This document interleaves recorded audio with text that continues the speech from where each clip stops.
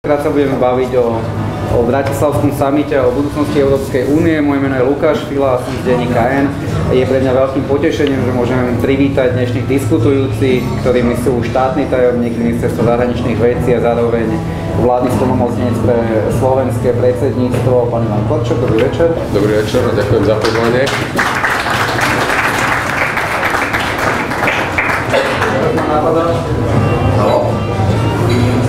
Haló. Možno ten druhý. Haló? Ani tečer. Zlatý ste, ďakujem pekne. Musím sa zavodniť. Ale myslím, že zvládneme to počať a keď sa hudba vypne asi aj takto. Výborne. Ospravedlňujem, som prerušil predstavovanie v polovici a po mojej lavici sedí podpredseda výboru pre európske záležitosti za SAS, pán Martin Plus. Dobrý večer. Dobrý večer.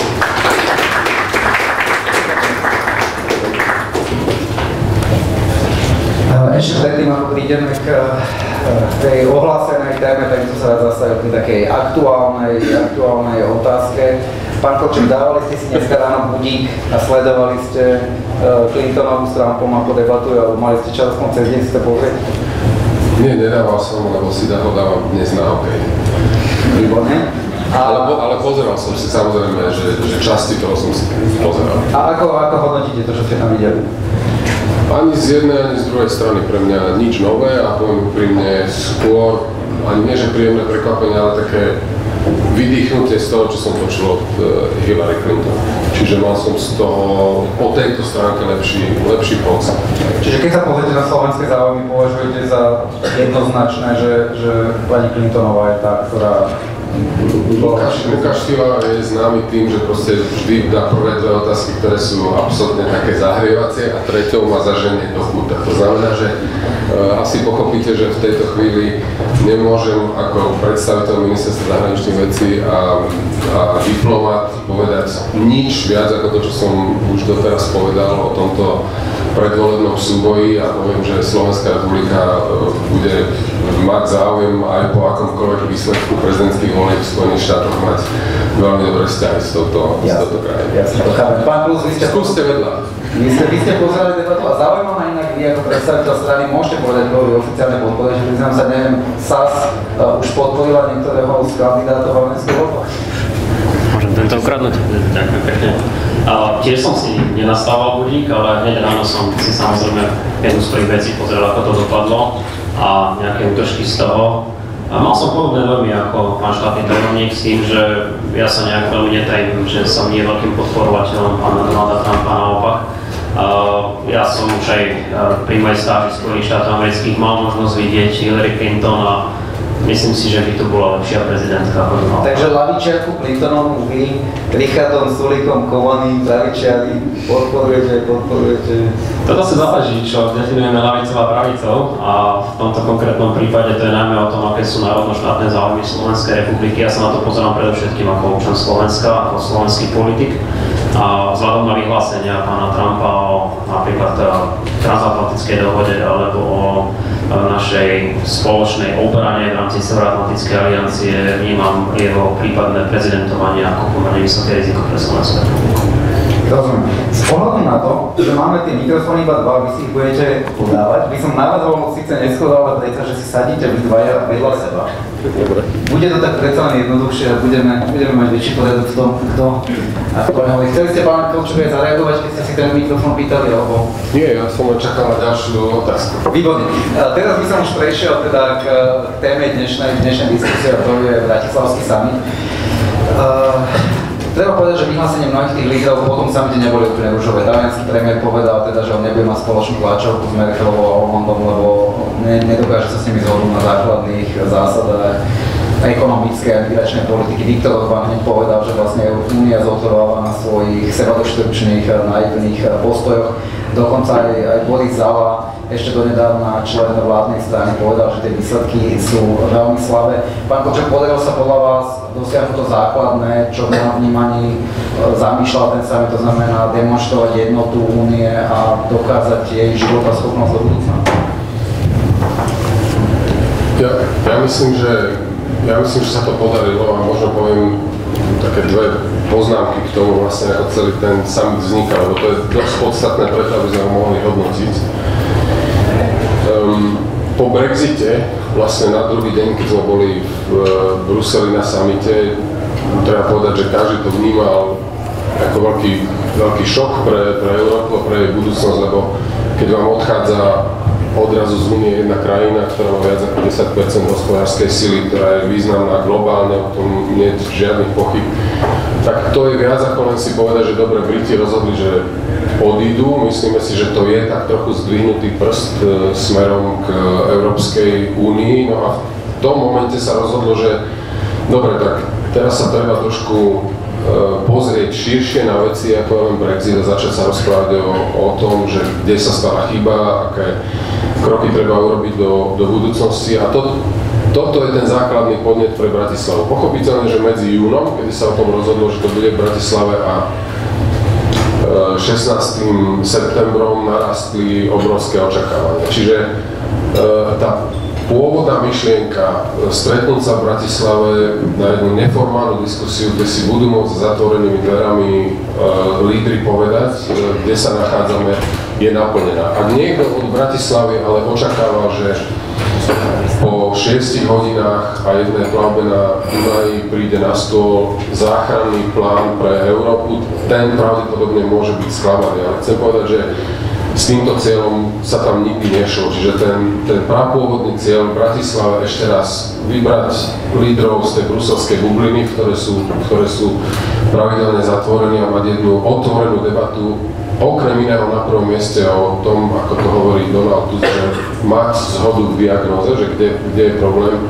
Toto sa podľa mňa naplnilo. No a nebojím sa komentovať ani premiéra Renziho, ani maďarského premiéra.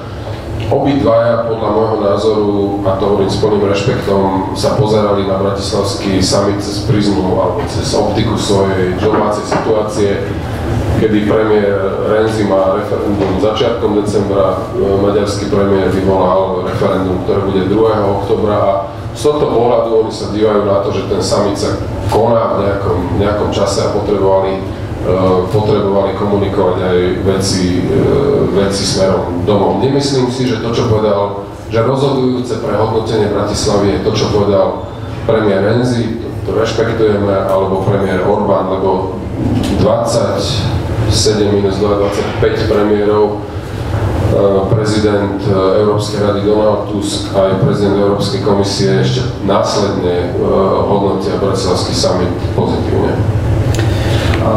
Predseda SAS Richard Sulík označil summit za výjazdové zasadnutie európskej šlachty. Predtým, jak prejdem ďalej v čase, keď vlastne tá nevôľa voči Bruselu je jedna z kľúčových problémov, či už na Slovensku alebo aj vo zvyšnej Európe. Je už samotné označenie tohto podujatia za výjazdové zasadnutie európskej šlachty šťastné? Neviem, možno trošičku viacej diplomaticky, ale keď pán štátny tajomník hovoril o tom, že lídri Rady Európskej únie vymenili bruselskú bublinu za realitu, tak ja to vnímam tak, že vymenili bruselskú bublinu za bratislavskú bublinu, pretože ak jedným z hlavných cieľov podujatia bolo približiť Európsku úniu občanom, tak vyľudnená Bratislava tomu rozhodne nezodpovedala. Hoci ja samozrejme chápem, že bolo potrebné dodržať určité bezpečnostné opatrenia, ale ak som niečo kritizoval ešte pred summitom a kritizujem to aj po summite, tak je to to, že sa tu naozaj dlho neohriali. A možno je tak trošku škoda, že sa niektorí z týchto čelných predstaviteľov, či už Európskej únie, aj inštitúcií, alebo členských štátov Európskej únie nezastavil trošku dlhšie na Slovensku. Nestretol sa napríklad so študentmi tunajších gymnázií, alebo s predstaviteľmi mimovládnych organizácií. Myslím si, že mnohí by to ocenili a toto ja považujem za priblíženie Európskej únie. Netvrdím, že sa tak nestane neskôr, ale bol by to podľa mňa proces podstatne vyššej pridanej hodnoty, ako to, čo sme zažili zo štvrtka na piatok a z piatka na sobotu, kedy ľudia hromadne opúšťali hlavné mesto. To je bez ohľadu na pohody Bratislavčanov, teda kontakt školákov s Tuskom. Myslíte si, že na politickej úrovni ten summit mal zmysel, to znamená, prikláňate sa na pozície, ktoré prezentoval pán Krčok, alebo myslíte si, že to bola akcia, ktorá vlastne skončila bez výsledku? No, ja s plným vedomím opozičného poslanca hovorím o tom, že bolo veľkým úspechom našej diplomácie spraviť tento neformálny summit v Bratislave. Nakoniec bolo to prvýkrát, ak si pamätám, po 6 rokoch. Čiže to už samo o sebe hovorí, že stali sme sa na istý okamih dôležitou súčasťou minimálne toho logistického diania v rámci Európskej únie, čo nie je typické pre ostatné predsedníctva. A takisto s plnou vážnosťou hovorím, že ak dvaja premiéri označili summit, alebo teda neformálny summit za neúspech, tak je to stále ešte úspech tohto summitu, pretože ostatné summity, hoď aj neformálnejšieho charakteru, sa v minulosti skôr niesli v duchu negatívnom. A toto si myslím, že je pozitívna správa. Čo už je ale horšie, tak to je to, že naozaj sú tu minimálne dvaja, ktorí neprekročili ten svoj národný tieň. A to, že Matteo Renzi bezprostredne po neformálnom samite príde a povie domácemu obecenstvu to, čo chce počuť, tak to je presne to, čo my v Únii do budúcnosti nepotrebujeme a musíme si zvyknúť. Nie je to presne to, čo Richard Sulík. Nie je celá európska politika sa zdiktovaná tým, že Richard Sulík na Slovensku rozpráva to, čo voliči na Slovensku sú počuť. No, na druhej strane do istej miery máte pravdu v tom, že domáci politik sa prihovára domácemu obyvateľstvu, ale rozdiel medzi Richardom Sulíkom ako poslancom Európskeho parlamentu a Matteom Renzim ako premiérom Talianska je v tom, že majú úplne iný typ mandátu. A Richard Sulík ako poslanec Európskeho parlamentu zastupuje tých voličov, ktorých má zastupovať v Európskom parlamente so svojím programom, so svojou víziou, so svojou osobou ako takou. Premiér Matteo Renzi by mal zastupovať Taliansku republiku. A keď teda sa vrátil naspäť domov a nevnímal možno aj tie signály, ktoré tu boli na tomto neformálnom samite jasne dané, čo vlastne Úniu môže zachrániť a možno čo môže zachrániť aj samotné Taliansko a rovno označí neformálny summit za neúspech, podobne ako Viktor Orbán, tak je to signál, že ešte máme hodne čo zlepšovať, čo sa týka spoločnej komunikácie. Tak prejdeme teda k tomu pozitívnemu. Ja som si prečítal aj Bratislavskú deklaráciu, tú cestovnú mapu. Poviem pravdu, že ja by som mal trochu problém povedzme tomuto publiku nejak zrozumiteľne rozprávať, že čo je to nové a inšpiratívne, čo tieto dokumenty priniesli. Tak pán Kočo, keby ste to skúsili byť. Súhlasím s vami, že to proste nie je jednoduché čítanie.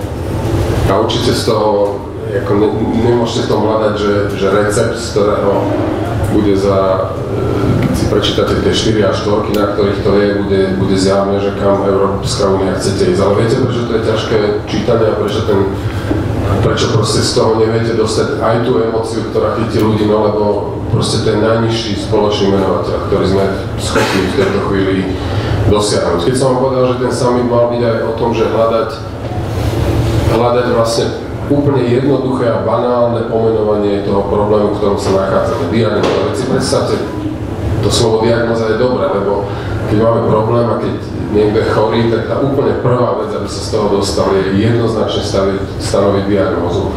A ani tu nemáme jednotu. Mnohí proste vidia, že Európska únia má dnes problém preto, lebo stále má málo kompetencií. Iní hovoria, že sa im zdá, že je tu už príliš veľa Bruselu. Mnohým krajinám z juhu Európy sa zdá, že sa tu príliš veľa proste šetrí, že by sa mala robiť úplne iná politika.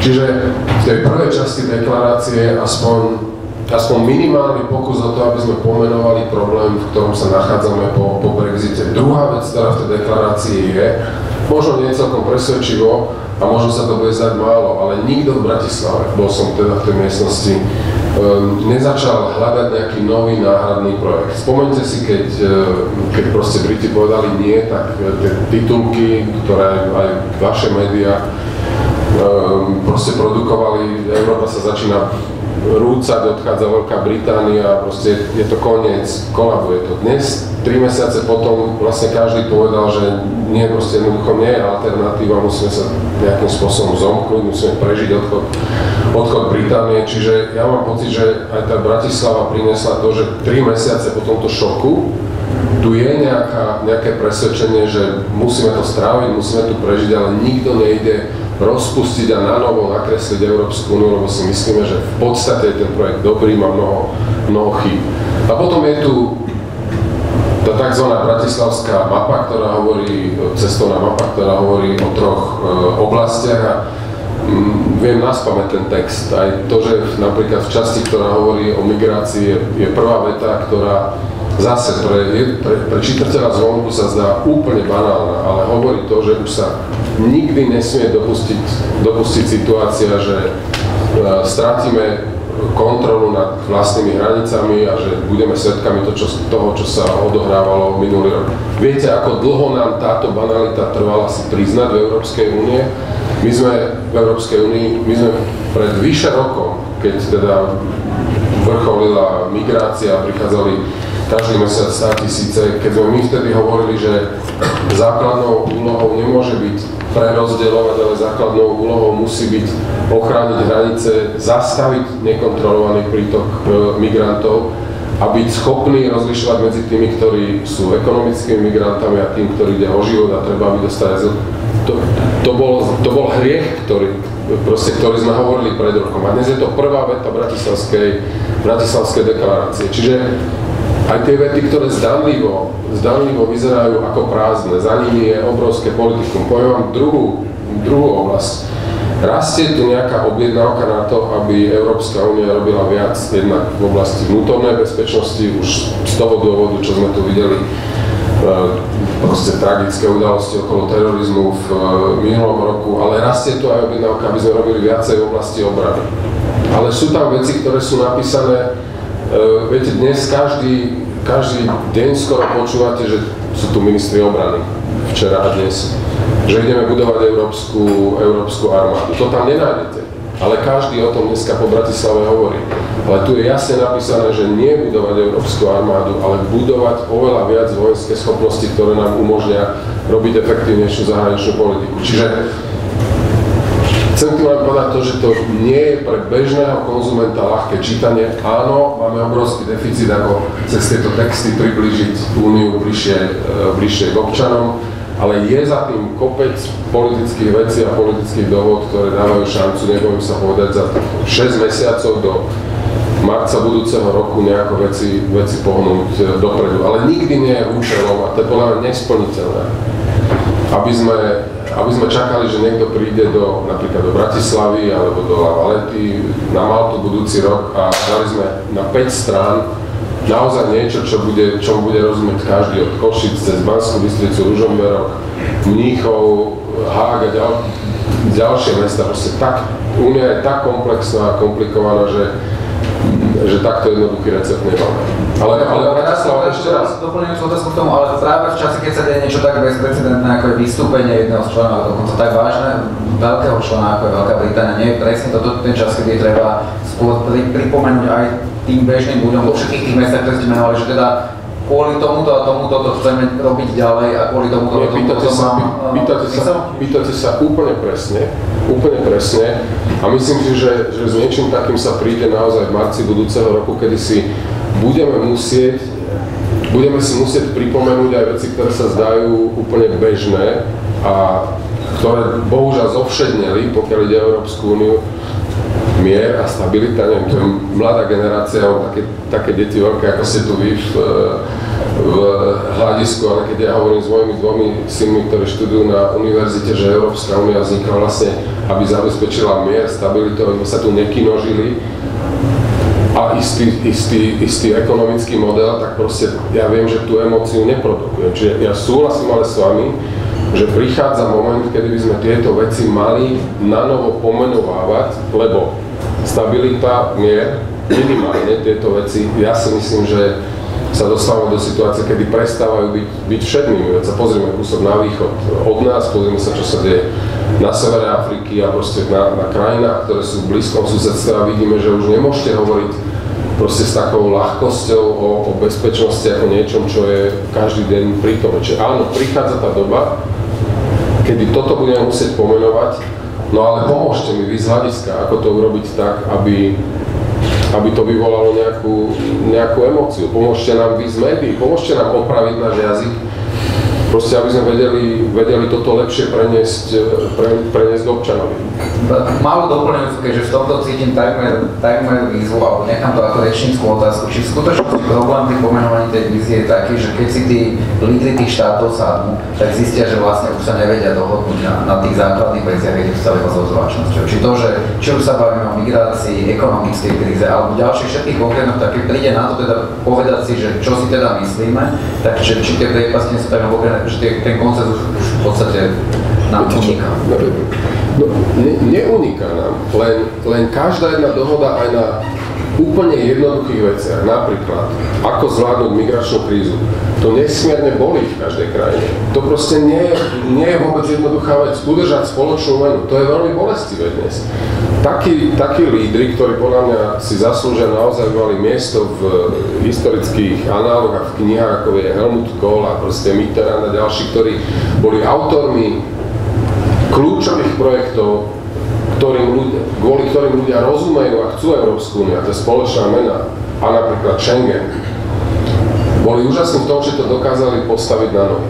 Ale dnešná generácia stojí pred úplne inou výzvou. Ako zvládnuť dôsledky spoločnej meny, ako zvládnuť dôsledky toho, že sme odstránili vnútorné hranice.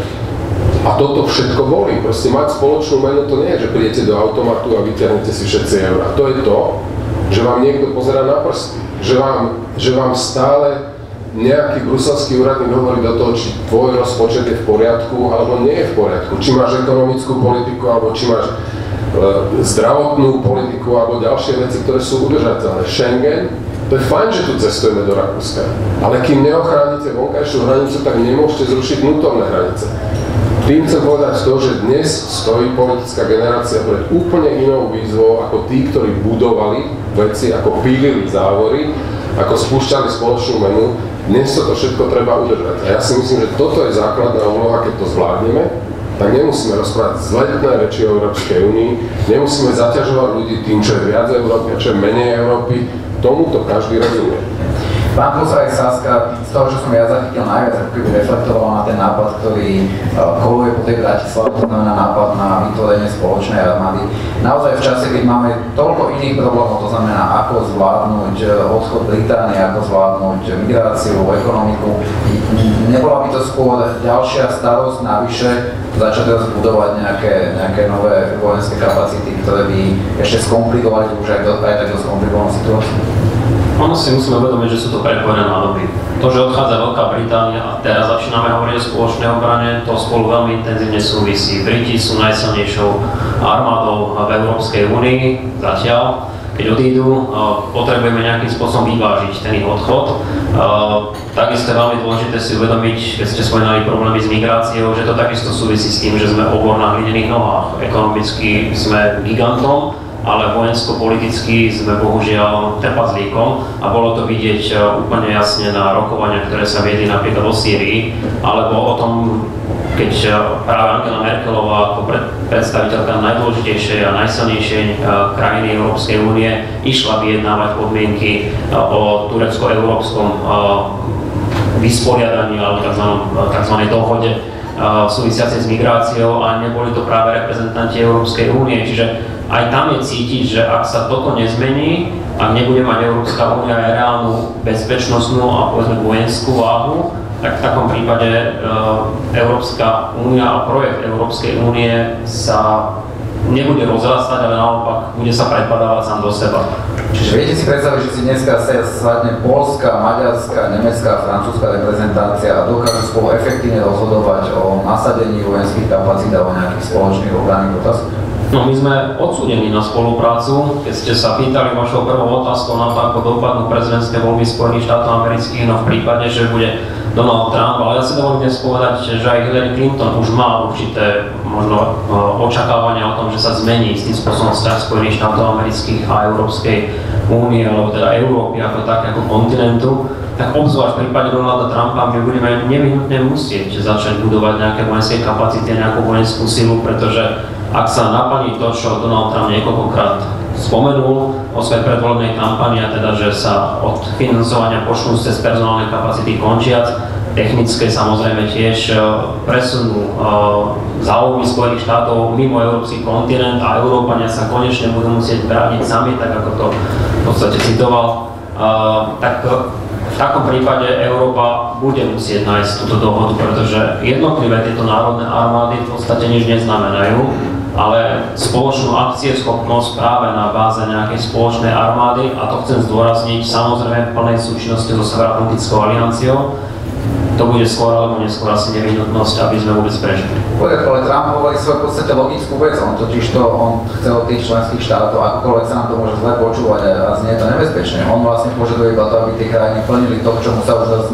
zmluvne zaviazali. A v situácii, keď my nie sme schopní naplňať záväzky, ktoré sme už raz dali vo vzťahu NATO, naozaj myslíte, že máme kapacitu vytvárať si nové alebo hľadať nové vojenské príležitosti? No, to je to, čo sa hovorí, že všetko zlé na niečo dobré. Čiže v tomto prípade Donald Trump pomenoval tú najzásadnejšiu chybu v súčasnej Európe, že sme si zvykli za tie 10 ročia, že sme niečo, čomu sa v angličtine hovorí freerider, človek, ktorý sa vezie bez toho, že by sa spolu podielal, a Slovenská republika je toho bohužiaľ typickým príkladom. To, že máme dávať 2% na obranu a z toho 20% na obnovu, to sa nenaplňa ani náhodou, a pri troche šťastia budeme aspoň 1,6% nášho HDP dávať do roku 2020. Toto je to, na čo poukazuje Donald Trump. My ako Európania sme si bohužiaľ zvykli za tie roky, 10 ročia, že sa niekto iný stará o našu bezpečnosť, ale toto už v súčasnosti platiť nemôže. O to zvlášť, keď sme videli, čo sa stalo minulý rok, o to zvlášť, keď vidíme, čo sa deje okolo nás. Ukrajina, ako už spomínal pán štátny tajomník, je typickým príkladom. Severná Afrika, Sýria a takéto ohniská máme bohužiaľ aj v Európe. Netreba pred týmto zatvárať oči a treba hľadať funkčný model, ako sa k tomu môže Európa postaviť. A nakoniec ono to nie je nová myšlienka, už v 1957 roku spoločná európska obranná politika neprešla, vtedy z okolností vzhľadom na postoj Francúzska, ale dnes sa zdá práve Francúzi, posilnení Brexitom, prichádzajú s touto myšlienkou a majú silnú podporu v štátoch, ako sú Poľsko alebo Maďarsko, čo je zase pochopiteľné vzhľadom na to, kde sa tieto krajiny nachádzajú. Som sa ešte vrátil k tej migrácii, ktorá je teda spúšťačom tých debát aj povedzme o tej spoločnej obrane, ako ste to pomenovali. Vďaka tomu, ako sa naša reprezentácia, alebo ten náš premiér k tomu stavia, tak vlastne vysoký komisár OSN ho vlastne dal do jednej kategórie práve s Trumpom a s Orbánom, s Le Penovou, do kategórie populistov, ktorí využívajú tú migračnú krízu na to, aby si zabezpečili nejakú domácu podporu. V čom by ste povedali, pán Korčok, že je táto diagnóza našej súčasnej vlády chýba? Som sa bál, že to nepríde. Som bol celý nesvoj, že až piatou otázku. Viete čo, nebudem sa aj zaoberať proste to hodnotením, lebo nevidím na to dôvod. Akože... Kvalitatívne, v čom je náš prístup lepší ako prístup Maďarska, alebo prístup nášho premiéra lepší ako prístup Orbánov, respektíve v čom sa retorika, ktorá formuje našu migračnú politiku, líši od Le Penovej alebo napríklad. Tak podľa mňa zásadne, to čo hovorí Marine Le Pen, keď som sa v parlamente minimálne raz za mesiac, myslím, že Marine Le Pen konec konca za mojej prítomnosti pred týždňom povedala, že keď sa stane prezidentkou, bude iniciovať vystúpenie, alebo teda referendum o vystúpení Francúzska z Európskej únie. Proste ja by som tejto kategórie nezrovnával, odmietam to, chcem to rovno povedať. A fakt, že máme akože zásadný nesúhlas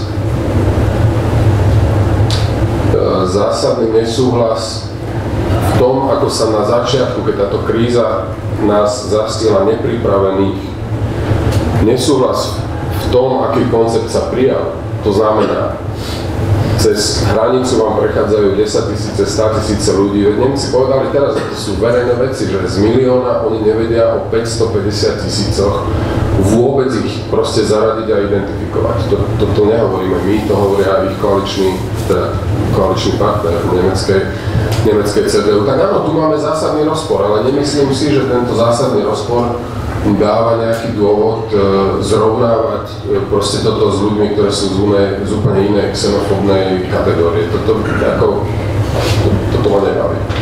Jasné, a je pravda, že sme monitorovali každého jedného moslimačne. Neviem to, ja sa zaoberám. Neviem to, ja sa zaoberám. Že je to možné. Je možné, že sme monitorovali každého jedného moslimačne. To hovoríte vy, ja o tom neviem. To povedal premiér. Ja, viete čo? Lebo keby Lepenová navrhla vo Francúzsku, že poďme monitorovať každého jedného moslima, jednak je to asi nerealizovateľné medzi podnikách. Ale to by sa zručila Európa, ako keby, pokiaľ by ten ohlas... Ja si, že si Lepenová môže povedať úplne čo chce, jednoducho, pretože každý, jej benchmark alebo jej hranice sú posunuté úplne niekde inde, a hovorím, že kde sú posunuté, čiže nechce sa mi v tomto vrtať, lebo pravím vám, že za 1,5 roka, odkedy sme boli konfrontovaní s touto krízou, sa videnie v Európe posunulo. Ja som posledný, viete, do našej ostatnej debaty. Samozrejme, že toto sa bez solidarity vyriešiť nedá. Je to absolútne zjavné, len otázka je, že či budeme vlastne v Európskej únii teraz celú krízu riešiť na tom, že buď prekonáme spor o kvótach, alebo sa nepohneme vôbec nikde. No a my hovoríme, že kvóty sú proste problematické z toho dôvodu, že môžete kvótami premiestniť proste utečencov alebo rozmiestniť ich po Európskej únie, aj tak neodstránite to, že sú tu isté destinácie, do ktorých tí utečenci odídu, potenciálne teda aj z krajiny, kam boli na chvíľu relokovaní, napríklad na Slovensko a príde. Áno, máme tu o tomto spor, ale nemyslím si, že to je ten dôvod, ktorý by mohol kategorizovať veci, tak ako ich sa na ne odvolávať. Proste mne sa nechce teraz dlho zabávať s tým, čo povedal komisár pre utečencov. Dobre, ja som sa chcel zabávať s tým, čo povedal premiér. Ja viem, že toto je pre vás podstata zábavy, pre mňa to nie je podstata zábavy. Ono to je podstata života na Slovensku. Podstata zábavy. Pán Maďarič, povedzme, keď mal odpovedať na podobnú otázku ako pán Kolčok v poslednom čase, tak vlastne tá obrana, alebo nakoniec aj keď ten tým Sebastian tríznil pána Lajčáka s tými vytrvalými otázkami na toto. Oni nakoniec všetci povedia, že to predvolebné také sú vyhlásenia, že viete, že u nás je to tak treba, lebo do akej miery si myslíte, že aj slovenská opozícia vlastne dotlačila našu vládu do toho, že zaujala takéto extrémistické pozície, lebo jednoducho ten Fico vedel, že keď on nebude hovoriť toto, tak Sulík to určite hovoriť bude. A jednoducho, lebo Gladovčak do nejakej miery to hovoril, a tá radikalizácia vlastne bola spôsobená do veľkej miery vám. No už som sa aj obával, že nepríde táto otázka. A cítim sa teraz ako advokát Richarda Sulíka už asi niekoľko otázku, ale budíš, asi je to moja úloha v tejto diskusii. A realita je taká, my sme to zdôrazňovali aj počas predvoľbnej kampane, že keď Robert Fico povie, že 2 + 2 sú 4, tak sa my nebudeme tváriť, že je to 3 alebo 5. Proste taká je realita dnešnej Európy. Ja som veľmi rád, že to, čo my sme navrhovali, a to chcem opäť zdôrazniť ako prvý v Slovenskej republike ešte v máji 2015, aké by mali byť opatrenia, aby sa nestalo to, čo sa nakoniec v roku 2015 stalo. To znamená, že sme tu mali naozaj nekontrolované prúdenie migrantov cez hranicu schengenského priestoru až do Nemecka, do Švédska, do niektorých ďalších krajín. Tak to sa dnes ukázalo ako reálne, ako fakt, ktorý keby sa bol vtedy býval urobil, tak by sme dnes nemali možno také fatálne problémy s utečencami, aké dnes máme, alebo ja chcem radšej hovoriť v tomto prípade o migrantoch. A dovolím si možno tak trošku aj fabulovať, ale nemyslím si, že by dnes došlo k Brexitu. Brexit, už som odpovedný asi, takže nie som. Brexit je vo veľkej miere výsledok toho, že sme jednoducho nezvládli bezpečnostnú situáciu v Európe. Minimálne tie posledné 3 až 4%, ktoré sa nakoniec prikladili v prospech vystúpenia, vo veľkej miere reflektovali práve nezvládnutie migračnej krízy a teroristické rizika, ktoré sa v Európskej únii objavili v poslednom období. Čiže to je moja odpoveď na vašu otázku. Jednoducho, ak raz v tomto prípade viacerí lídri na Slovensku, či už opoziční alebo koaliční, vyhodnotili situáciu tak, že nestráženie hraníc a prúdenie 100 000, dnes takmer už miliónov migrantov, bez toho, že vôbec tušili, kto sú títo ľudia, kam prichádzajú a potom, ako naznačil pán štátny tajomník, sa nám tu roztratia a netušíme, kde sú, tak to je mimoriadne bezpečnostné riziko. Upozorniť na to nepovažujem za nič zlé. Ak sa to zneužilo na xenofóbne, rasistické výroky, to už je zase trošku iná šálka kávy a ja ako liberál sa s tými výrokmi nikdy stotožniť nedokážem. A preto sme kritizovali napríklad pána premiéra o výrokoch o monitorovaní každého moslima. Ako ste naznačili, keby sa to stalo vo Francúzsku, tak poprvé je to technicky nerealizovateľné a po druhé pravdepodobne by to už Marine Le Pen zlomilo pomyselný politický vec. Ale pomedzi veľa nie som počul, ale aj jedno áno, pretože vlastne povedali ste, že vy ste boli tí prví, kto zadefinovali vlastne ten tón tej diskusie a nesala sa už tam tá chyba tým, že od začiatku to bolo postavené v štýle prichádza hrozba, bojíme sa, nevieme, čo sme v bezpečnostnom riziku. Hoci nikdy sa nezdalo, že by toto mal konkrétne v prípade Slovenska byť ten problém. Nebol to ten bod, kedy sa to zadefinovala tá debata, potom už nielen v kontexte vašej komunikácie, ale v kontexte toho, čo robí vláda, ako sa k tomu stávajú ostatné strany. Necítite v tomto čo zodpovednosti za to, ako to vyzerá vlastne aj v priebehu ďalších rokov? No určite strašenie migrantmi alebo utečencami nie je najsprávnejší politický model, ako vyhrať voľby, na tom sa pravdepodobne zhodneme, ale to, že sme my pomenúvali fakty tak, ako boli, tak na tom nevidím nič zlé. Keď ste spomenuli, že sme možno vnášali do tej diskusie niečo, čo do nej nepatrí, no tak povedzme si celkom otvorene, že my sme boli jedni z prvých, ktorí povedali to, že ak niekto prichádza z bezpečnej krajiny do ďalšej bezpečnej krajiny, a ešte stále sa má označovať za utečenca, tak to niečo nesedí. Aj z hľadiska možno niektorých ľudskoprávnych dohôd alebo medzinárodnoprávnych dohôd. Takže nevidím v tom nejaký zásadnejší rozpor. A už vtedy sme spomínali, že podobná situácia nebola tak dávno v Španielsku, nebola tak dávno v Austrálii a vysporiadali sa s tým, tak prečo by sme my dnes mali hovoriť o rozpade Európy, o tom, že sa na nás tlačia nejaké hordy neprispôsobivých migrantov, s týmto sa my nikdy nestotožníme, ale hovorme, ako reálne s týmto problémom sa vysporiadať. My sme dali veľmi konkrétne opatrenia ako na to a dnes ukazuje sa, že minimálne čas CDU, CSU, sociálni demokrati v Nemecku sa s mnohými z nich stotožnili. A dnes sa ukazuje to isté aj v rámci európskeho diskurzu, keďže mám možnosť byť na napríklad medziparlamentnej diskusii na túto tému, alebo v rámci predsedníctva európskych výborov, tzv. COSAC-u, kde veľmi otvorene o týchto veciach diskutujeme a kde naozaj sa hľadá každé jedno možné slovíčko, ktoré by sa mohlo dať do potom záverečného textu a ukazuje sa, že ten záverečný text je dnes už výrazne iný, ako by bol ešte možno na polovici roka 2015. Ďalšou argumentačnou líniou, ktorá sa v slovenskej diskusii o migrácii často objavuje, je tá, že vlastne jednak nie sme kultúrne na to pripravení, že naša spoločnosť nemala tú skúsenosť s väčšími počtami žiadateľov o azyl a že teda je pochopiteľné, že sa k tomu staviame inak. Ja by som proti tomu dva nejaké otázky položil, alebo dva argumenty. Je nesporným faktom, že okolo toho roku 2003-2004 tu boli v podstate vyše 10 000 žiadateľov o azyl, čiže počty, ktoré ani myslím, že pri žiadnom systéme kvót sa nepredpokladalo, že taký počet ľudí by tu mal byť. Tak to znamená, tú skúsenosť Slovensko už má a zjavne sa vtedy nestalo nič, čo by ohrozovalo našu štátnosť. A za ďalšie, keď sa bavíme o tom, ako my sa staviame dlhodobo k tým azylom, faktom je, že Slovensko minulý rok udelilo, ak sa neviem, len 8 azylov spomedzi stoviek tých žiadostí. To znamená, nie sú naše argumenty o tom, že tú skúsenosť sme nemali kedy získať a o tom, že teda tá solidarita ako by mala vyzerať trošku pokrytecké, nazvem to.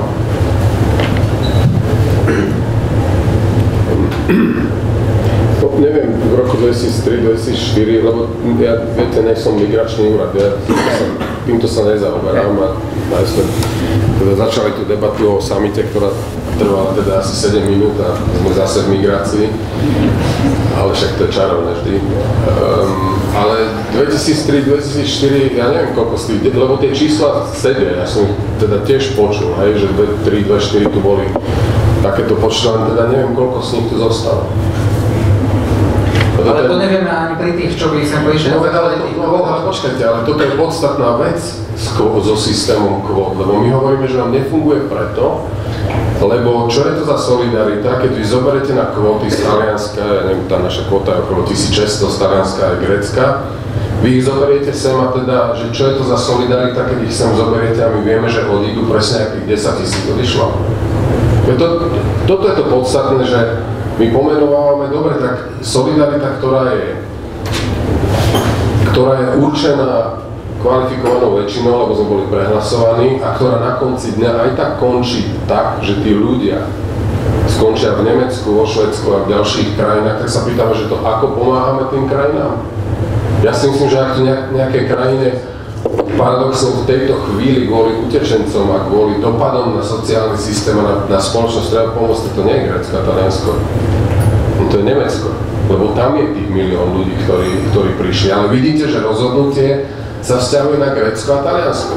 V Grécku je dneska, myslím, že 10 alebo 12 tisíc utečencov.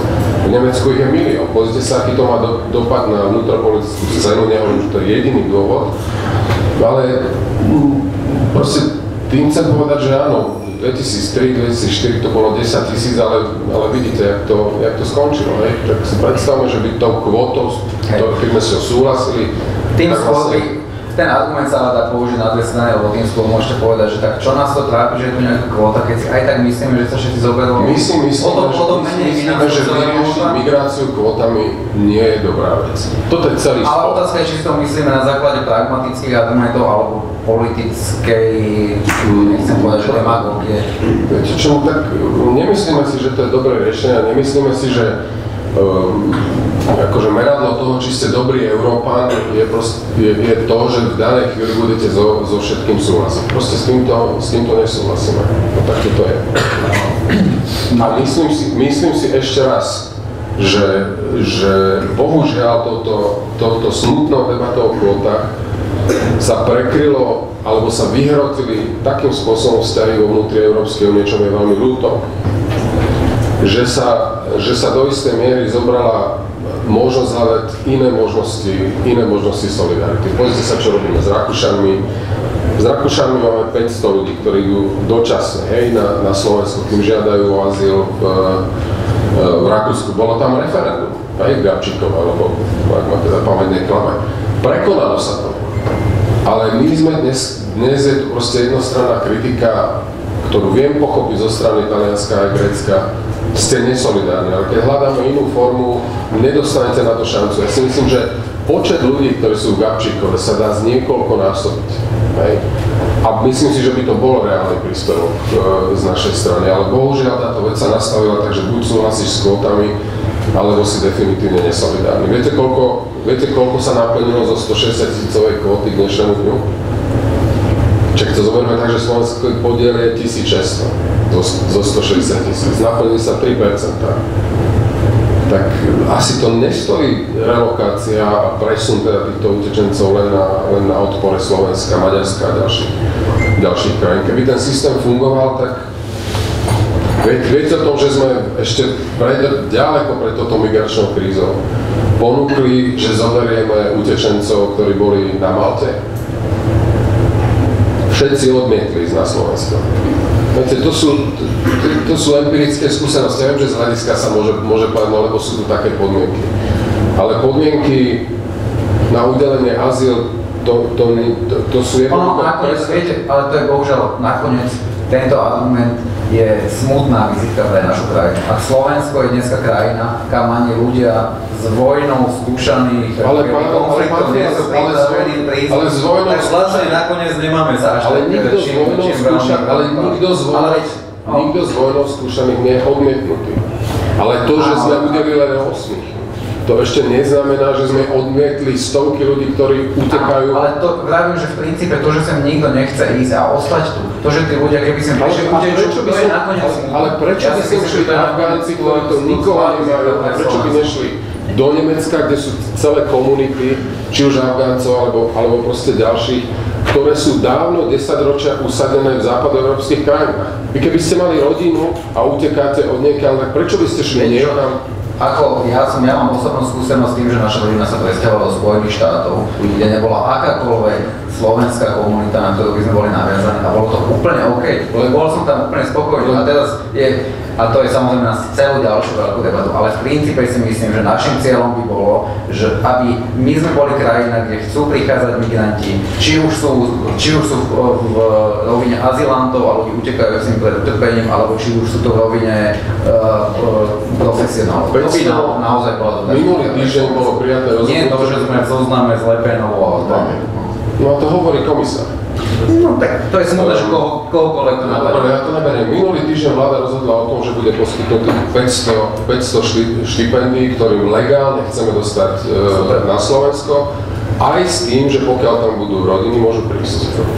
Pán Kosek, Martin Šimečka popísal v našich novinách minulý týždeň mechanizmus, podľa ktorého vlastne časť prostriedkov z kohezného fondu, ktorý bol určený pre krajiny, teda, ktoré odmietajú kvóty, povedzme to tak, alebo odmietajú ako keby prijať utečencov, tak tieto prostriedky boli presmerované do fondu určeného na podporu migrantov a týmto sme sa ako keby fakticky krajiny našho regiónu vykúpili z povinnosti prijať tých utečencov. Myslíte si, že tento typ pozrenia na ten problém, že pre Slovensko by bolo lepšie hoci sa vykúpiť zo svojej povinnosti podielať sa na riešení migračnej krízy, že tento prístup je správny? Teraz predpokladám, že najprv túto halus vysvetlíte. Lebo ako to je zásadná vec, čo tu prebehla s tým, že sme prišli o fondy, nám zobrali kvôli utečencov. Môže to vysvetliť? Nie, však ako, ja myslím, že toto musí obhájiť aj pán poslanec. No, ja každopádne sa nestotožňujem za žiadne okolnosti so slovom vykúpenie sa, lebo naozaj od samého začiatku hovoríme, že systém povinných kvót je vlastne pozvánkou pre tých, ktorí pašujú ľudí za neľudských podmienok. A keď sa tu objavila tá idea zo strany Európskej komisie, a tu zase prelinkujem na to, čo som spomínal o vystúpení Británie z Európskej únie, že sa budeme vykupovať nehoraznou sumou peniazy za to, že nepríjmeme každého migranta prichádzajúceho do Európskej únie, alebo teda cez šengenský priestor, tak to už sme vtedy označili za absolútny nezmysel. A vtedy sa hovorilo práve o tej bruselskej bubline, ktorá jednoducho asi nevidí za okraj mesta a nevidí, že sú tu krajiny, ktoré jednoducho takéto niečo za žiadne okolnosti nepripustia. A ak sa tu potom objavili úvahy o tom, že nám za týchto okolností bude odoberať alebo presmerovaná pomoc prostredníctvom kohezných fondov, tak to tiež zase svedčí o vyspelosti tých, ktorí takéto niečo dokázali vôbec vypustiť z úst, pretože spájajú naozaj hrušky s jablkami. Áno, je pravda, že Slovenská republika a mnohé iné krajiny, ktoré dnes odmietajú na základe systému povinných kvót prijať utečencov, pretože ponúkajú inú alternatívu, a to je tiež podľa mňa veľmi dôležitá vec, tak to sú zároveň tzv. Čistí poberatelia. Ale na druhej strane my sme do Európskej únie vstupovali za určitých okolností. My sme neboli tí, ktorí sami si povedali, že toto my budeme teraz prijímať a vy nám sa na to skladajte. Ten kohezný fond má určité princípy a hovorí o tom, že sa tu majú vyrovnávať rozdiely medzi krajinami, ktoré sú vyspelé a vyspelejšie a tými, ktoré možno až také vyspelé ešte nie sú. Takže spájať toto s takou nešťastnou otázkou, ako je migrácia, obzvlášť tá, ktorá prišla v roku 2015 bez toho, že by sa tu zároveň pomenovali aj alternatívne riešenia, ktoré my sme, ako som naznačil, pomenovali už v maji 2015 a ktoré naznačil aj pán štátny tajomník, tak to je podľa mňa jeden obrovský politický prešľap, ktorý nemôže zostať bez následkov. A ten následok je úplne jasný. To je 14 poslancov Národnej rady Slovenskej republiky za konkrétnu politickú stranu. To je Marine Le Penová na najlepšej ceste za prezidentúrou v Francúzsku a to je porážka Angely Merkelovej v Nemecku. Čiže hovoríme o tom, že sú tu nejaké radikálne sily, ktoré sa ničomu inému nemôžu potešiť viac ako takýmto nezmyslom, ako ste naznačili, ktoré prichádzajú z Bruselu. No, ale viete, to je úplne krásna konštrukcia, že vy poviete, že sa presunuli peniaze z fondov a utečencov a že to je pokuta, že sme nesúhlasili a teraz my sa tu o tom vážne bavíme. Ale to je jedna hlboká manipulácia, ktorá tu prebehla nejakou, ja neviem, niekto, kto sa pozrel náhodou na rozpočet a absolútne tomu nerozumie, tak uvidel, že u fondov je zhodou okolností 24% nižšia alokácia a u migrácie zhruba, ale náhodou je 24% vyššia. Ale že tie veci absolútne nesúvisia. To proste už nikto tu nepovažuje za potrebné nejakým spôsobom, dokonca sa ospravedlniť, lebo tu vyšla von úplne normálna empirická manipulácia. A médiá, ja som šokovaný, že s týmto pracujete. To je proste hlboký nezmysel, že my sme prišli o fondy kvôli nášmu nesúhlasu s utečencami. Je mi ľúto, že to pustil pán Šimečka, ktorého si vážim. Je mi to veľmi ľúto, ale nabehol si proste na hrable.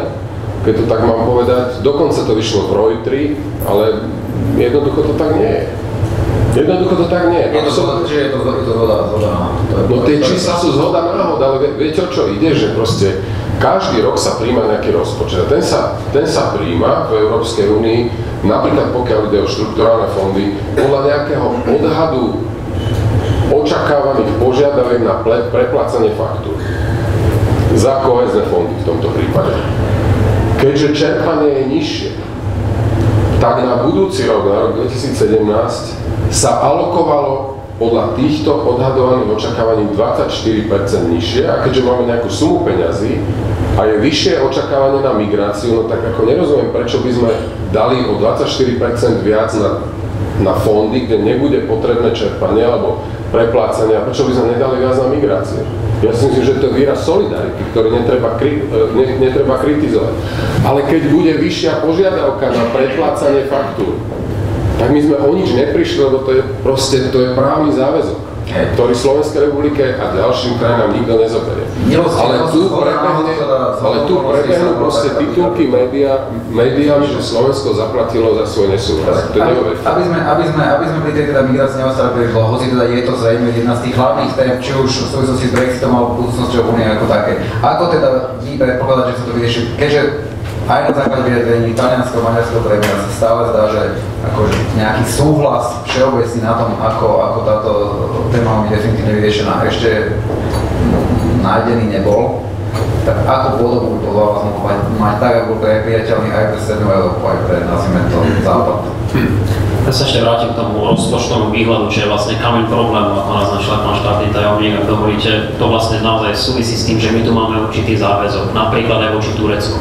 A to je vlastne odpoveď na vašu aktuálnu otázku.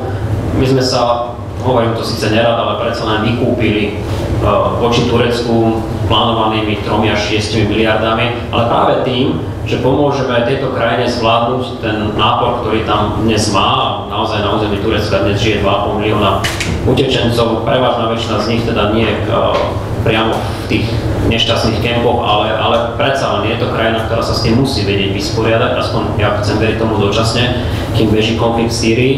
A tu naozaj nabieha tá solidarita, ktorú naznačil aj pán štátny tajomník, a ja si myslím, že toto je jedna z možností, ako sa dá vysporiadať s týmto problémom aj do budúcnosti. Ak sa podobné dohody podarí uzavrieť aj s krajinami ako je napríklad Líbia, tak si myslím, že sme na dobrej ceste tomu, aby sa situácia aj v tom nešťastnom Taliansku aspoň z časti stabilizovala. Čiže tu treba vo veľkej miere otvoriť možnosti európskej diplomácie, aby sa pokúsila vyjednať podmienky podobné tým, ktoré sme získali vďaka bilaterálnej dohode s Tureckom. A ak sa toto podarí, tak si myslím, že situácia z roku 2015 sa nebude opakovať. A zároveň to musí ísť ruka v ruke s posilnením bezpečnosti, napríklad to, čo bolo v rámci Bratislavského neformálneho samitu dohodnuté v zmysle vonkajšej ochrany hraníc. Nesmie to ale zostať v deklaratórnej podobe, lebo na to sme tiež bohužiaľ zvyknutí z minulosti. A ak sa to začne realizovať, tak som presvedčený o tom, že to bude prvý dobrý signál, že Európska únia dokáže potiahnuť za jeden povrat a dokáže dosiahnuť kompromis bez toho, že by sa tie vnútorné rozdiely medzi Maďarskom a Talianskom ešte viacej prehlbovali. Pán Kovčok sa zdá, že súhlasil so všetkým a chcete ešte niečo povedať? Nie sú, určite, lebo poďte, bolo by naozaj chimerou si myslieť, že my môžeme vyriešiť celú túto krízu tým, že napríklad budeme mať dohody na kvótach, budeme mať ochranu vonkajšej hranice, ako zo nejakého stredno-dlhodobého hľadiska je podľa môjho názoru jediný recept na to, že budeme mať aktívnejšiu zahraničnú politiku. Je to, čo spomína pán poslanec, proste my keď nebudeme v Afrike oveľa prítomnejší, oveľa asertívnejší okrem iného a žiadajúci napríklad výmenou za nie malé prostriedky, ktoré dávame vo forme rozvojovej pomoci od týchto krajín, žiadať návratovú politiku. To znamená, že s krajinami proste odkiaľ prichádzajú stále mnohí utečenci, mnohí ilegálni, ktorí nezískajú právo na azyl v Európskej únii, budú sa musieť tí ľudia vrácať. A je pochopiteľné, že z nášho hľadiska je zaujímavý, aj v Afrike sa vytvárali aspoň postupne podmienky, ktoré zabránia tomu, že tí ľudia budú utekať cez Stredozemné more a riskovať svoje životy. Ak nám nezafunguje dohoda s Tureckom, áno, ona je pragmatická. Samozrejme, tam je kopec peňazí, tam treba zakrývať oči nad mnohým, je to tak. Turci žiadajú vízovú liberalizáciu v situácii, kedy vidíme, čo sa deje v tej krajine. No ale poviem to trochu brutálne, proste zahraničná politika naozaj je aj o tom, že si musíte hľadať v prvom rade na svoje záujmy a v mnohých situáciách, napríklad pokiaľ ide o Turecko, sa robia veľké kompromisy. Čiže ochrana vonkajšej hranice, oveľa silnejšia, asertívnejšia zahraničná politika, prostriedky, ktoré nás to bude stáť. A teraz ja sa tiež pýtam, že to tak je jediným meradlom solidarity kvóty, veď Slovenská republika poslala peniaze do Turecka. Slovenskí daňoví poplatníci sa poskladali na náš príspevok, ktorý bol podielom na proste tých 3, respektíve 6 miliardách. Áno, my sa na tom všetkom podielame. Toto nie je výraz solidarity, je to naozaj len o tom, že budete súhlasiť proste s kvótami, o ktorých nie sme presvedčení, že fungujú. Takže toto je beh na dlhé trate, fenomén migrácie bude stále s nami. To proste dneska to sa nedá zo dňa na deň proste celé zatvoriť, ale to prvé, čo je, my musíme dostať pod kontrolu vlastnú hranicu. Mimochodom, viete, že zavrieť hranicu, to nie je o tom, že nikto neprejde. Ale to je o tom, že vy budete môcť nejakým riadeným procesom zobrať ľudí proste do azylového konania, výsledkom ktorého bude rozhodnutie, či to ten človek spĺňa nároky na azyl alebo nie. A to sa nedá v situácii, kedy vám cez zelenú hranicu za noc prejde 10 000 ľudí. Ja len malé doplnenie, ak môžem. My sme úplne pri tejto téme migrácia zabudli na jednu dôležitú súčasť migrácia, to je legálna migrácia, o ktorej sa tiež v európskych podmienkach hovorí už pomerne dlho, systém tzv. Modrých kariet.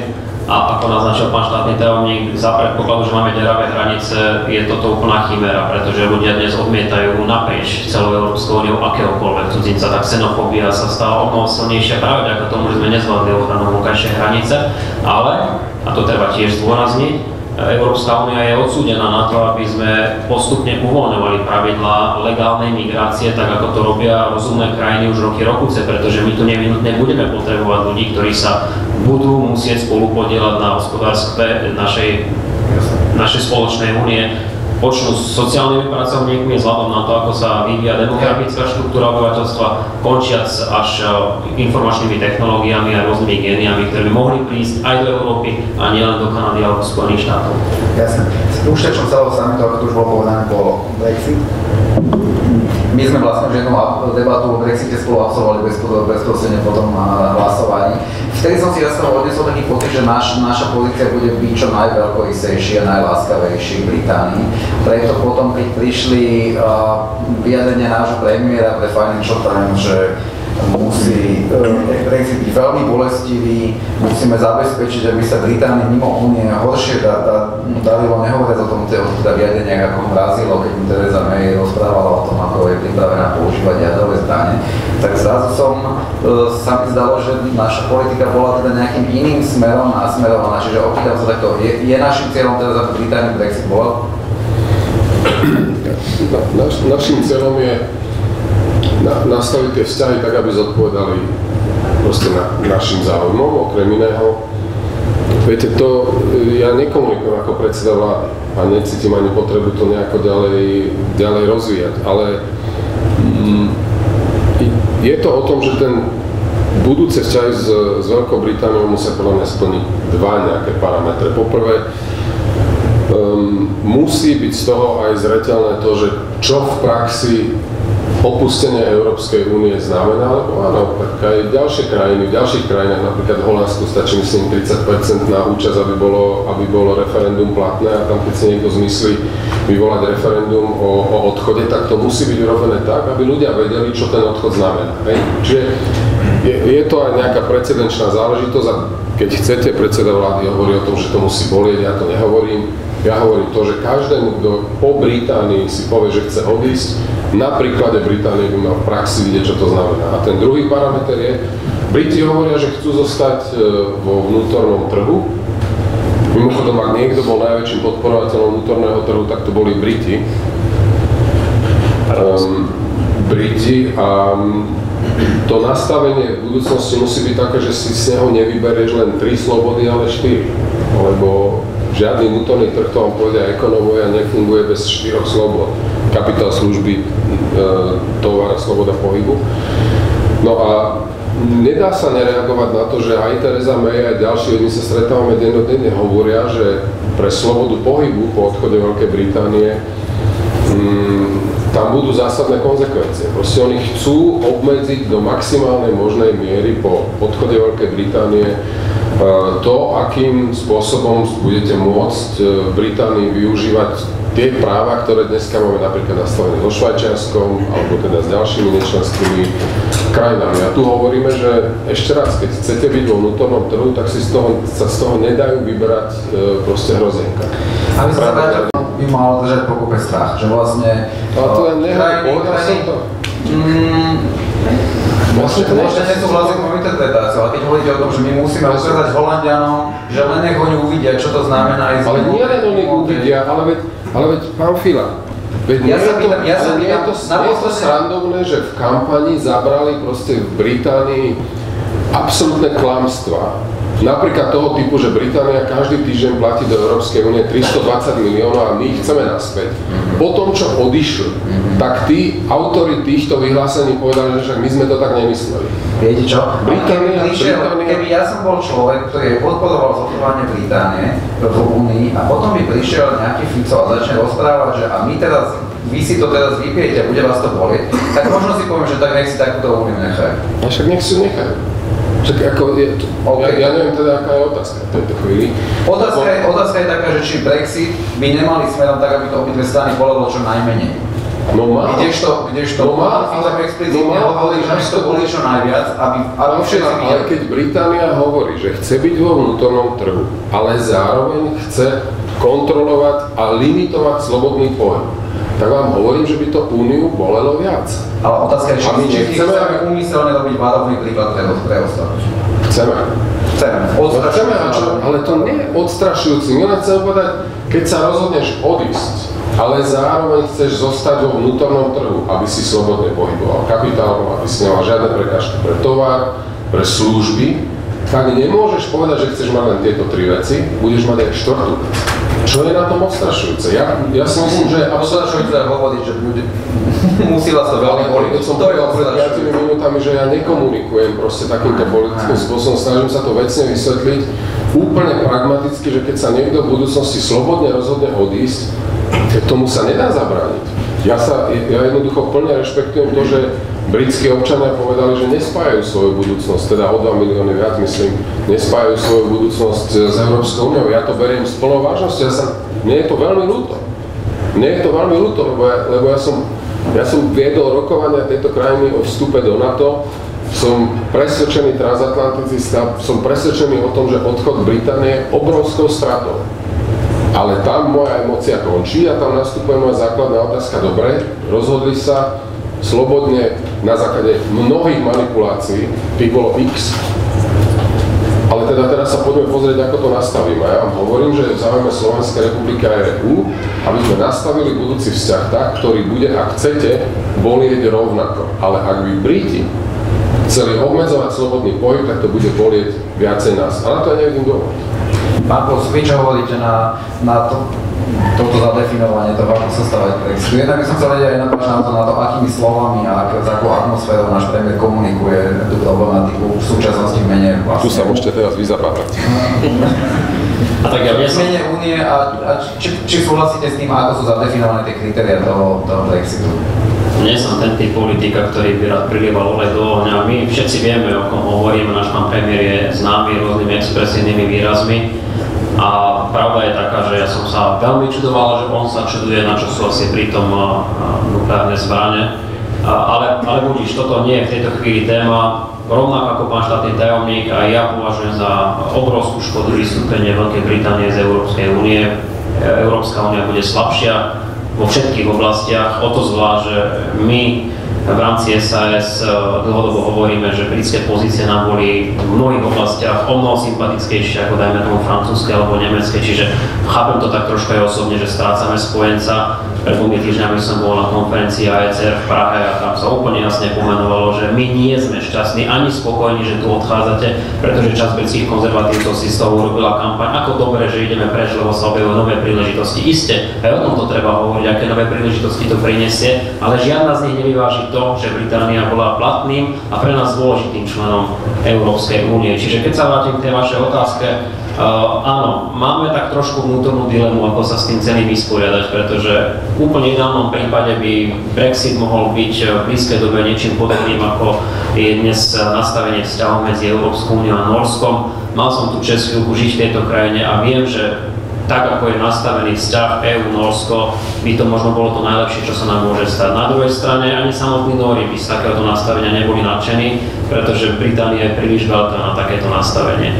A teraz budem možno trošku viac hovoriť ako politológ, nie ako politik. Ja si myslím, že vzhľadom na tie klamstvá, ktoré sa objavili v kampani a vzhľadom na to, čo sa všetko udeje najbližšie 2 roky pri vyjednávaniach o vystúpení Veľkej Británie z Európskej únie, by malo byť ešte jedno referendum. Referendum nie o tom, či zostane Veľká Británia v Európskej únii alebo nie, ale ako sú občania spokojní s tým, čo vyjednali ich politické elity. A ja si osobne myslím, že nikto z nich nebude spokojný, pretože nikto, to je asi príliš silné slovo, ale tak dobre, väčšina obyvateľov Veľkej Británie nebude spokojná, pretože za žiadne okolnosti im nebude lepšie mimo Európskej únie ako v rámci Európskej únie.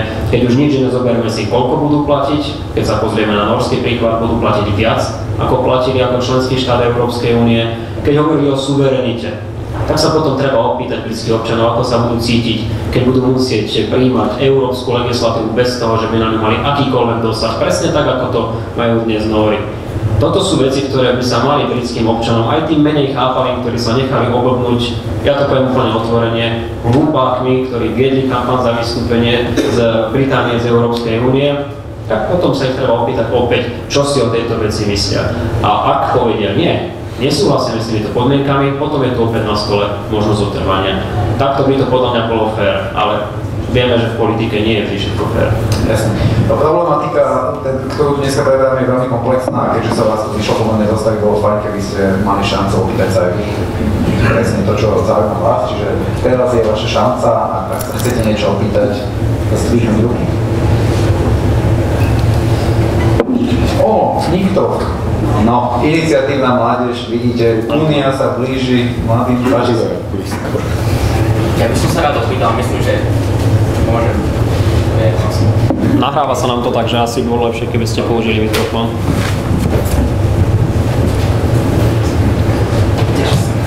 Takže asi otázka na všetkých troch. Globsec Policy Institute robil prieskum a tam sme videli stúpajúce proruské naladenia, hlavne to ako propaganda vplyvá hlavne na mladých ľudí. A toto je otázka na všetkých troch, pretože videli sme, čo médiá robili alebo nerobili počas volieb, kde nedokázali teda pozrieť sa na pravdu, či už to bola strana Kotlebu, alebo na všetky tie klamstvá, ktoré prichádzali z východu.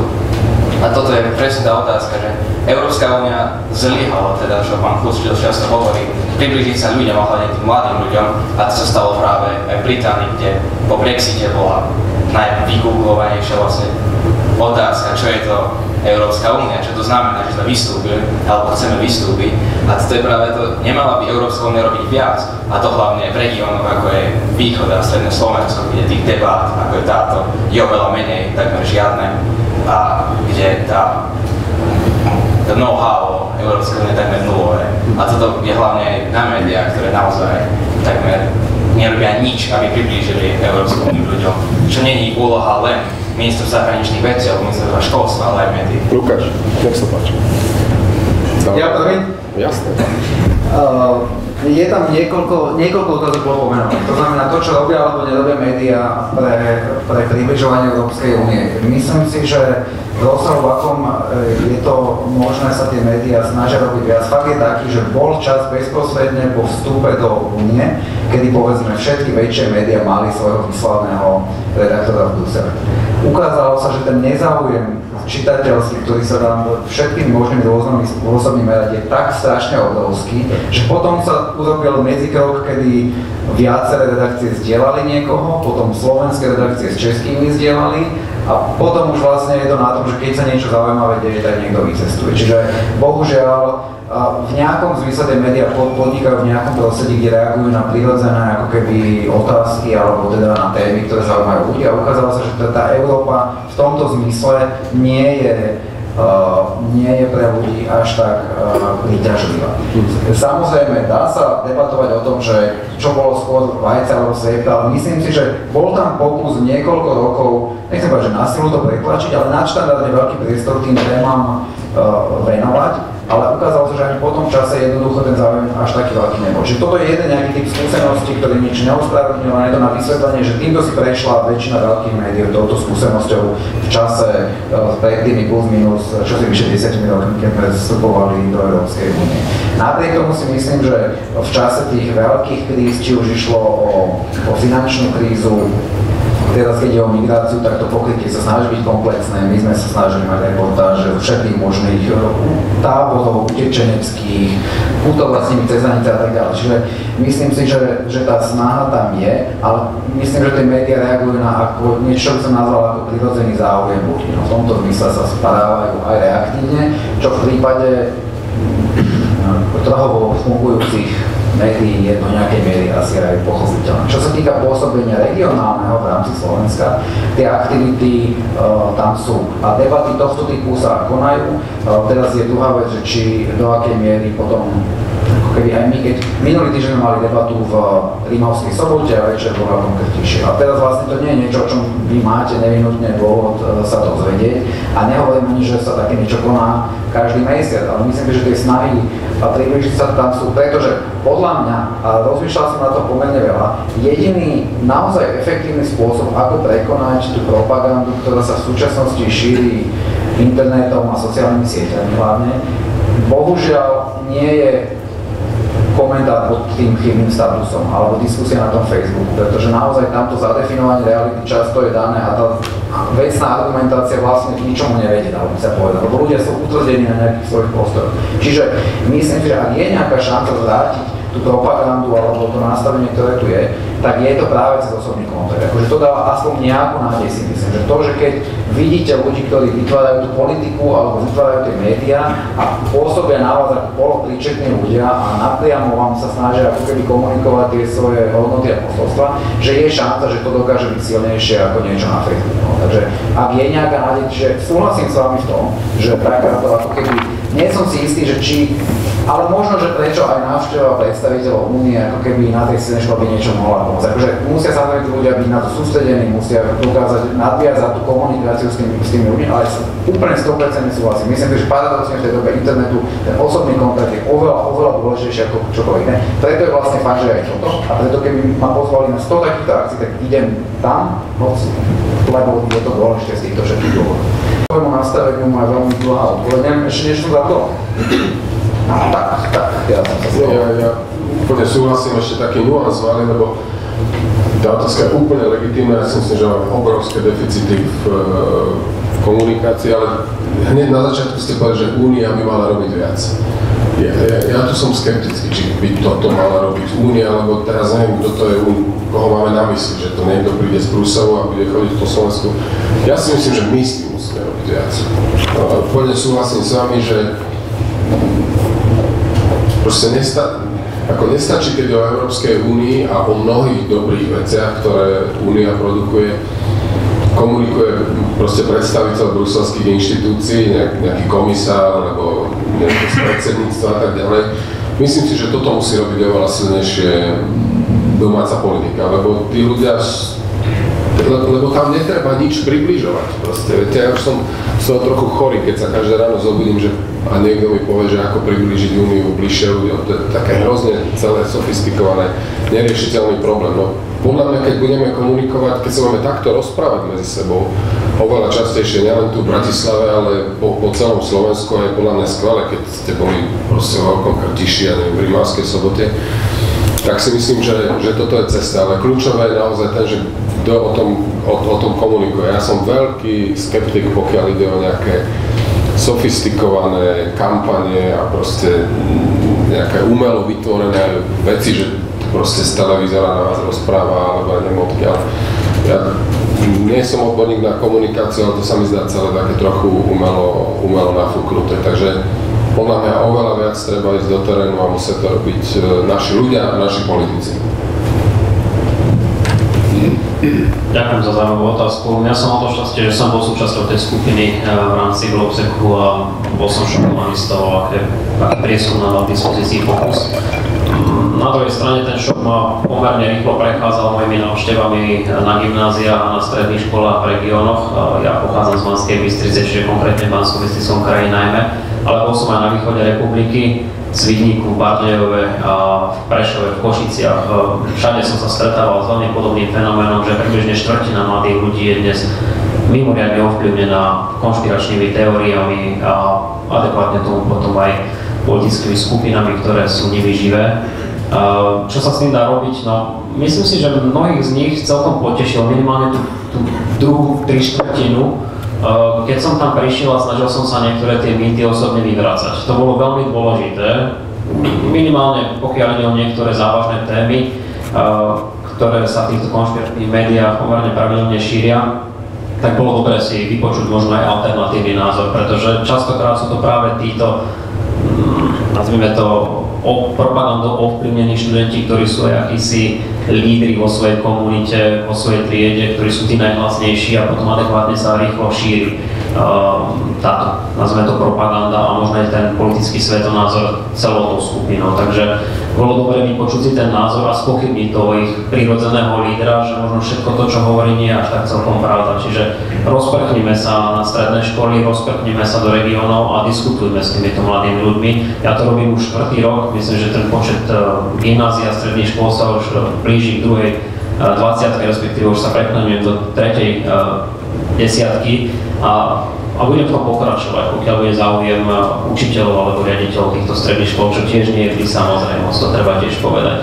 A keď ste spomínali napríklad tú polopríčetnosť, tak ja verím tomu, že naša dnešná prítomnosť tu môže istým spôsobom napovedať, že možno nie so všetkým sa dá súhlasiť, čo hovoríme, ale prinajmenšom sa s nami dá diskutovať a nikto z nás sa nebráni položenej otázke a v takomto duchu sa snažím fungovať aj na sociálnych sieťach a tu si prípadne porovnajme, ako reagujú možno tí, ktorí tie konšpirácie šíria, ako reagujeme my, ktorí sa s nimi snažíme istým spôsobom bojovať. A tu veľmi vítam tú iniciatívu, ktorá vyšla práve z tejto skupinky okolo Globseku, ktorá vytvorila stránku Antipropaganda. A ja už si ani nerobím nejakú veľkú starosť s týmito, nazvime to, trollmi, ktorí sa mi pravidelne pohybujú po mojich profiloch. Rovno ich linkujem na tie správne vysvetlenia, ako vidím celú problematiku. Ja veľmi mi to pomohlo v práci a bol by som rád, keby takýchto projektov pribúdalo, pretože tých nezmyslov a hlúpostí sa šíri stále viac a viac.